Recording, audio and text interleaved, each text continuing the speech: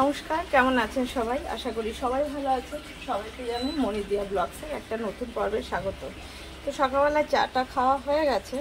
ওদের দুজন আজকে আবার চা খেয়েছে, এমনি চা খাচ্ছিল না, ওরা দুধ চা খেয়েছে, আমি আর আমার কর্তা লেবু চা খেয়েছি।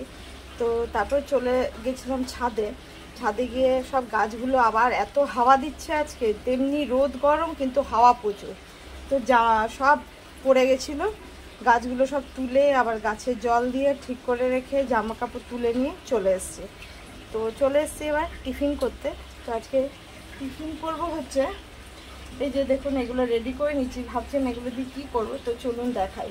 তো এই দেখুন পাউরুটি নিয়েছি, স্লাইস পাউরুটি। এটা দিয়ে করব হচ্ছে, ওদের কালকে রাতেই বলে রেখেছিল দুজনে স্যান্ডউইচ খাবে। তো সকালবেলা আমি এই যে দুটো আলু সেদ্ধ করেছিলাম, 4টে ডিম সেদ্ধ করেছিলাম, দুটো স্লাইস করেছি, দুটো করিনি, যদি না লাগে এমনি গোটাই ওদের সেদ্ধ দেবো খেতে, তোর জন্য করিনি, না লাগলে কেন করবো বেকার। কেটে নিচ্ছি, এই যে টমেটোগুলো স্লাইস করে নিয়েছি, পেঁয়াজ স্লাইস করে নিয়েছি, আর এই দেখুন আলুর মধ্যে কাঁচা লঙ্কা কুচিয়ে নিয়েছি। আর নিয়েছি হচ্ছে এই যে বিট নুন, গোলমরিচ গুঁড়ো, এমনি সাদা নুন, আর নিয়েছি এক টুকরো এই যে চিজ, এটা আর এটা বাটার। তো আগে আলু সেদ্ধটা নুন একটু দেওয়া আছে ওর মধ্যে সেদ্ধর সময়, তো আবার একটু নুন দিয়ে নিই অল্প করেই, বেশি নুন দিলে তো ভালো লাগবে না, আবার ওপর থেকে বিট নুন দেবো। তো বিট নুন দেবো বলে অল্পই দিলাম, আর একটুখানি এই যে বাটার দেবো, সামান্য এতটুকু বাটার দিয়ে এই আলু সেদ্ধটাকে আগে একটু মেখে নেবো। তো এটাকে আগে মেখে নিই ভালো করে,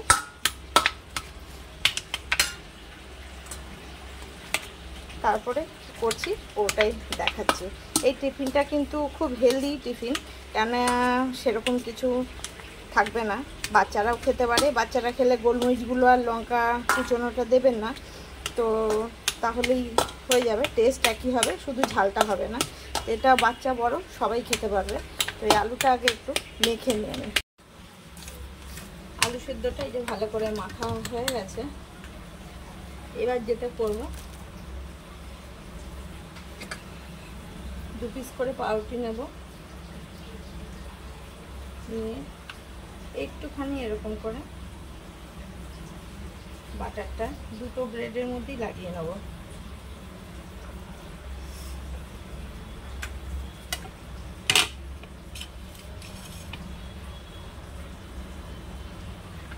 বেশি নয়, একটু করে করেই লাগালে হয়ে যাবে।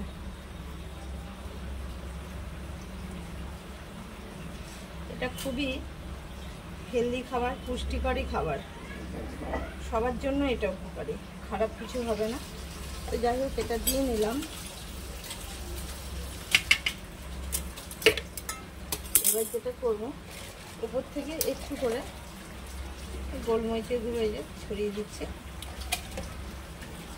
আর এর মধ্যে আগে দিয়ে দেবো হচ্ছে এই যে আলুটা দিয়ে নেবো, এটাতে পেটটাও ভরবে। আলু সেদ্ধ দিয়ে দিলাম, আলু সেদ্ধ এতগুলো সবজি ডিম সবই থাকবে, যার জন্য পেটও ভরে যাবে। এই একটা সাইডেই লাগাবো আলু, তার উপর দিয়ে দেবো এই যে 2 পিস করে টমেটো দিচ্ছি, আর পেঁয়াজও দিয়ে দেবো এইভাবে।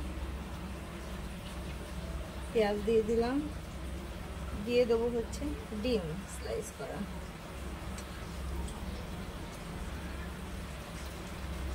এইভাবে ডিমটা দিয়ে দিলাম।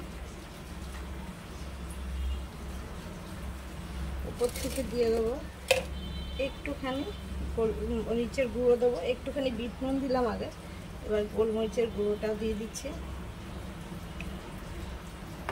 এবার যেটা করব সেটা হচ্ছে এই চিজটা একটুখানি গ্রেট করে এই যে এটার উপর দিয়ে দেবো। এই যে সামান্য একটুখানি দিয়ে দিলাম চিজ, তারপরে দিয়ে দিচ্ছি এই পাউরুটিটা। আর চলুন দেখাই এবার, একসঙ্গে দুটো করে বানাবো যদিও, তো একটা বানালাম, তো আর একটা বানিয়ে নিই আগে, তারপরে একটু করে ফ্রাইং প্যানে সেঁকে দেবো। তো আর একটাও এই সেম পদ্ধতিতেই বানিয়ে নেবো।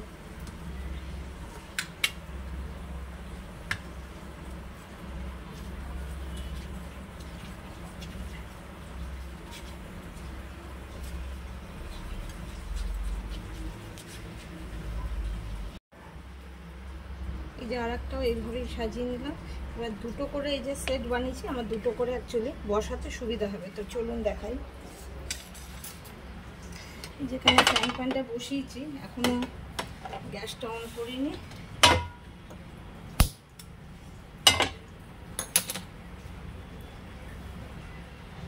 এবার এর মধ্যে কোনো বাটার ফাটার কিচ্ছু দেব না, শুধু এইভাবে দুটো সেট বসিয়ে গ্যাসটাকে একটু শুধু কমিয়ে রেখে দেবো।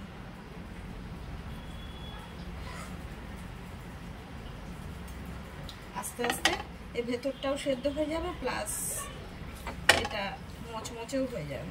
তো এইভাবে সবগুলো বানিয়ে নেবো, সবার জন্যই একই টিফিনই হবে। তো বানিয়ে নেবো। এবার গ্যাসটাকে কমিয়ে দিলাম। তো হতে থাক।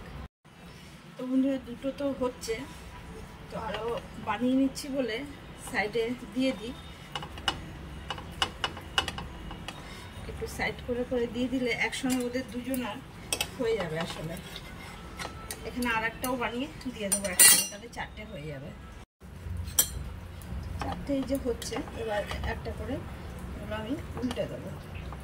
এই দেখুন একটা করে সাইড কি সুন্দর লাল হয়ে গেছে একদম।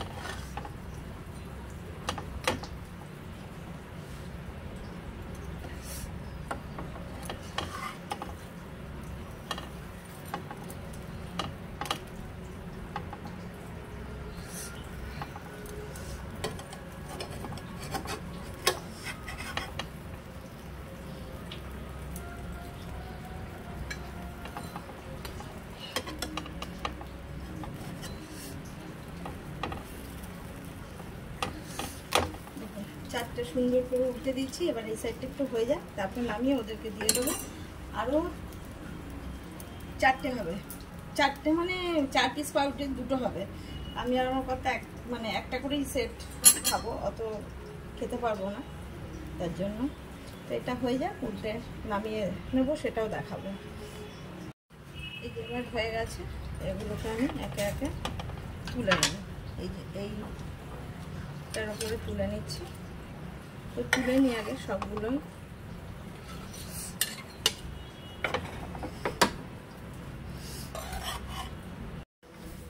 এই যে আরো দুটো আবার বসিয়ে দিলাম।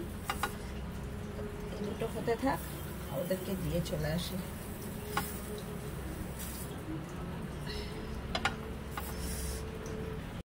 এই যে ওদের টিফিন একদম সাজিয়ে নিচ্ছি, দেখুন দেখতে কত ভালো লাগছে, তাই না? পুরো রেস্টুরেন্টের মতন করেই সাজিয়ে নিচ্ছি। ডিমগুলোকেও হাফ হাফ কেটে একটু গোলমরিচ গুঁড়ো আর বিট নুন দিয়ে দিয়েছি।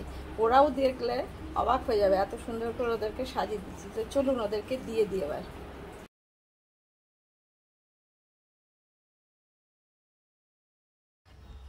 তো চলে এসেছি টিফিন খেয়ে।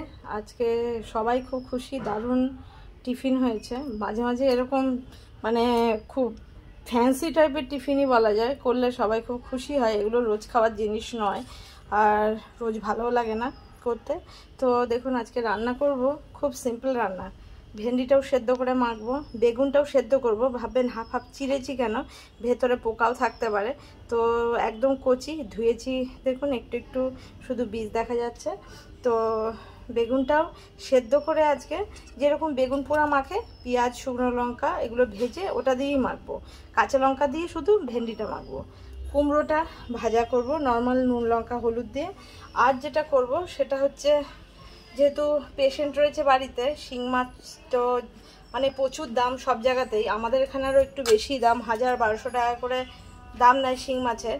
কিন্তু যেহেতু পেশেন্ট আছে তো তার জন্যই নিয়ে এসছে। এর আগেও একদিন নিয়ে এসেছিলো। তো এগুলো আমি সব কেটে ধুয়ে পরিষ্কার করে নিয়েছি। আর দেখুন দু সাইডে এই যে এর মধ্যে একটা যে নাড়ি মতন থাকে, এই যে এই সাইডে দুদিকেই কেটে সব মাছগুলোরই এই যে নাড়িগুলো বের করে নিচ্ছি। কিন্তু মাছগুলো বেশ ভালো, দেখুন বড় সাইজের, অনেকটা বড়। তো এত বড় গোটা গোটা রাখবো না, ভাবছি হাফ হাফ করে কেটে দেবো। তো কারণ এত বড় বড় মাছ রান্না করে রাখাও তারপর অসুবিধা, ভেঙে চলে যাবে। তো আপনাদেরকে সাইজগুলো দেখানোর জন্য এখনও আমি হাফ হাফ করে কাটিনি।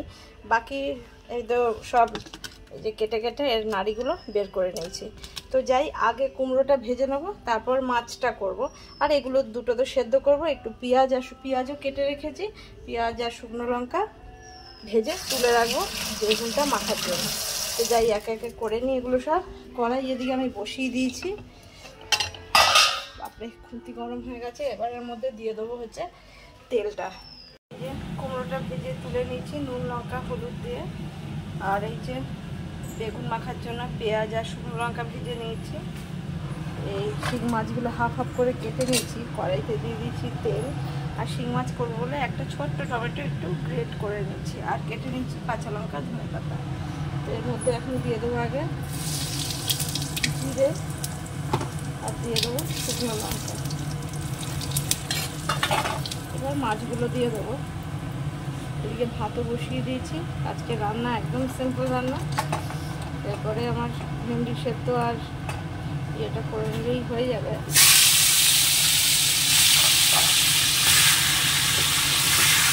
একটা মাছ কাটিয়ে নিচ্ছে পেয়ে, এই মাছটা একটু ওর থেকে ছোটো ছিল তার জন্য একটু নেড়ে নিই। এগুলো এই মাছটা বেশি ভাজার দরকার নেই, শুধু এদিক এদিক একটু করে নিই তাহলেই হয়ে যাবে। এরপর এর মধ্যে দিয়ে দেবো হচ্ছে ধনে আর জিরের গুঁড়োটা, দিয়ে দেবো একটুখানি হলুদ গুঁড়ো, আর লঙ্কা না দেওয়ার মতনই দেবো, কারণ 3টে কাঁচা লঙ্কা ছিঁড়ে দেবো। তো এইটুকু লঙ্কা দেবো, ঝাল দরকার নেই। আর সামান্য একটু নুন দিই, কেন মাখাতে একটু নুন দিয়েছি। এই টমেটোটাও দিয়ে দেবো একসঙ্গে। সব মশলাই কষানো হয়ে যাবে, মাছটাও হয়ে যাবে। আর এর মধ্যে দিয়ে দেবো কাঁচা লঙ্কা আর এই যে ধনে পাতাটা একটু। এবার এটা নেড়ে নিই, তারপর জলটা দেবো। হয়ে গেছে এটা। এবার জল দিয়ে দিলাম, আর একটু মানে অনেকটাই জল দেবো, একটু পাতলা ঝোলই করবো।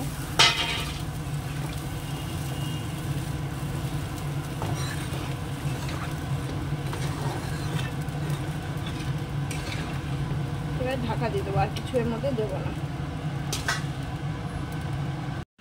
এই যে আমার ভেন্ডি সেদ্ধটাও হয়ে গেছে, বেগুনটাও সেদ্ধ হয়ে গেছে। আর এই যে লঙ্কা ভাজা আর পেঁয়াজ ভাজাটা গুলে মেখে নিয়েছি। আর এই নুনটার মধ্যে এই দুটো কাঁচা লঙ্কা নিয়েছি, এটা একটু গুলে মেখে নেবো।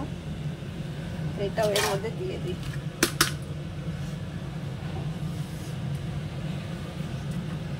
এটা একটু ঠান্ডা হয়ে যাক, মেখে নেবো। এই যে বন্ধুরা শিং মাছের ঝোলটাও নামিয়ে নিয়েছি। আজকের মোটামুটি বলা যায় যে সব রান্নাই পেশেন্ট টাইপের। সকালে টিফিনও ওই টাইপেরই, মানে পেশেন্টরা খেলে ক্ষতি করবে না, উপকারী হবে। তো দেখুন এই যে ভেন্ডি সেদ্ধ মেখে নিয়েছি, বেগুনটাও মেখে নিয়েছি, কুমড়ো ভাজা, শিং মাছ। তো এই আজকের রান্না। তো যা যা করলাম সেটাই শেয়ার করলাম। তো যদি বন্ধুরা ভালো লাগে তাহলে লাইক কমেন্ট শেয়ার করবেন, আর সাবস্ক্রাইব করে দিয়ে পাশে থাকবেন। তো চলে যাই এবার আমি স্নান করতে, সব কাজ হয়ে গেছে। তো একটুখানি বাকি, এই ভাতটাকে নামিয়ে নেবো, তারপরেই চলে যাব। আর রাধিকাও এই কড়াই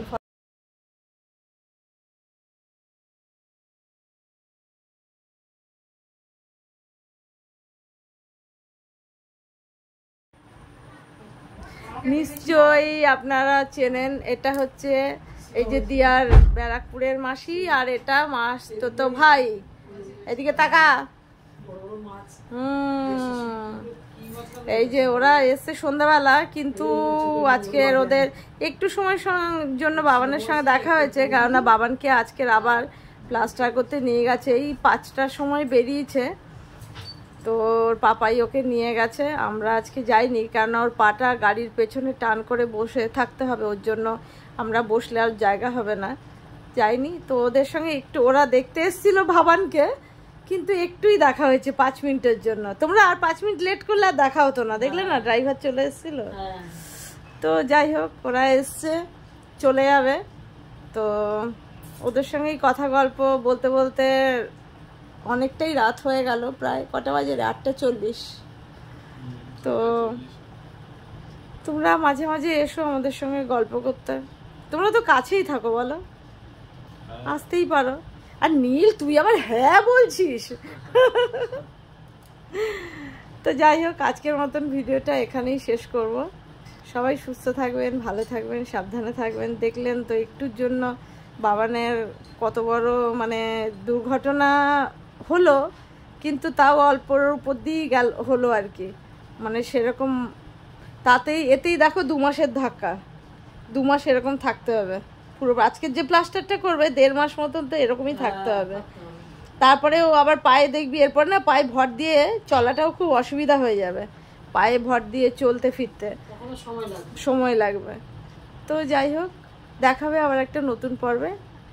সবাইকে শুভরাত্রি।